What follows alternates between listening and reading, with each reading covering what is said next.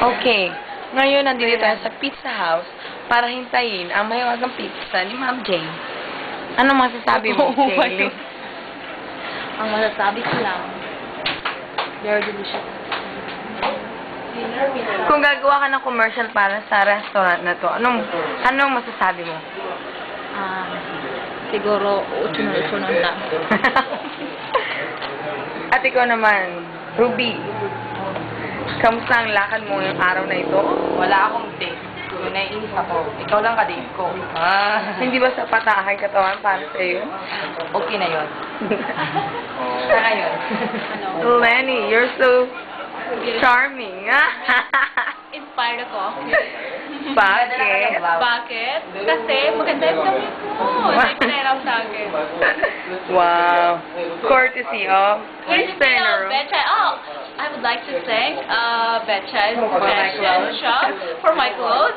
For your makeup. And for my makeup, Miss Kaylin. Pasta. And for your eyebrows. And for my eyebrows, Ate Rolinda.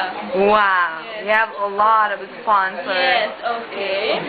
And how about you, darling dear?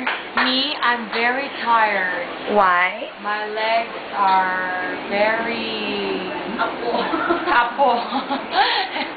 And I'm so sleepy, you know? And why?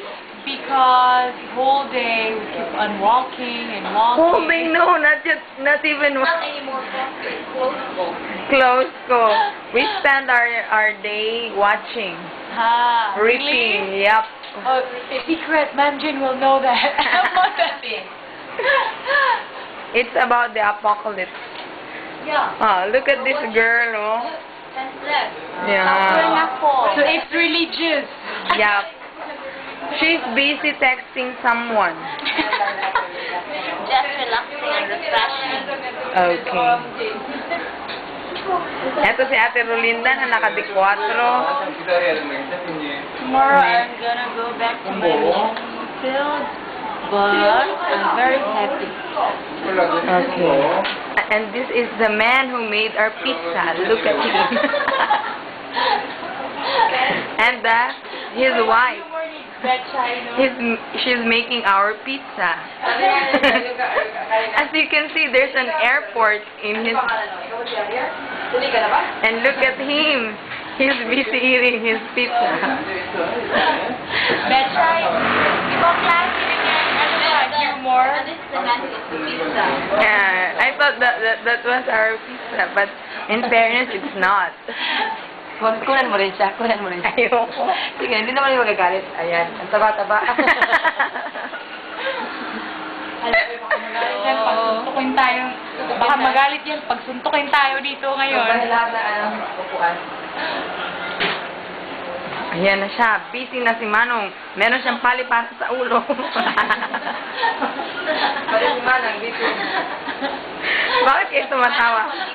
Eh, kasi nagjo-joke ka. Paano ng joke?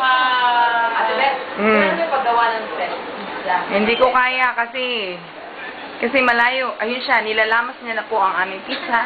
Habang kanya nilalamas ang kanyang kamay ay hindi nugasan. At mamaya po masarap na po ang aming pagkain sa pizza. Wow! Mashisoyo! Ayan na, kinakaskas niya na ang crack. Ayan po ang pizza. Ayan po ang paggawa ng pizza. Ayan po ang paglama. Yan ang tinatawag na thin crust pizza. Sige na. Ako yung napapagod na sa pag-shoot ng video na ito. Ako po yung magpapaalam na. Hanggang sa muli. Eric! Pasok!